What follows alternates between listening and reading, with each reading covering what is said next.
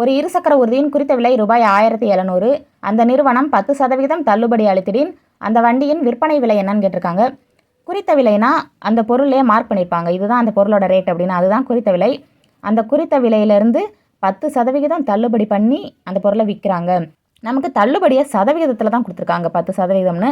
எவ்வளோ அமௌண்ட் தள்ளுபடி பண்ணியிருக்காங்கன்னு நமக்கு அமௌண்ட்டாக தெரியாது. அப்போ ஃபஸ்ட்டு அதை கண்டுபிடிக்கணும்.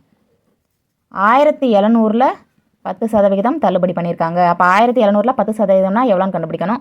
சதவீதத்தை நம்ம பின்னமாக எழுதும்போது 100 வகுத்து எழுதுவோமா, அப்போ 10/100 எழுதிடும். இப்போ இதை சால்வ் பண்ணால் 2 0க்கு 2 0 கேன்சல் ஆயிரும். 17 × 10 170. அப்போ 170 ரூபா தள்ளுபடி பண்ணியிருக்காங்கன்னு அர்த்தம். இப்போ கணக்கில் நமக்கு என்ன கேட்டிருக்காங்க, விற்ற விலை கேட்டிருக்காங்க.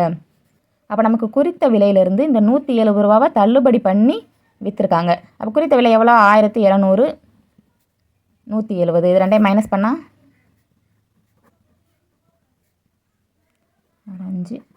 1530 ரூபா.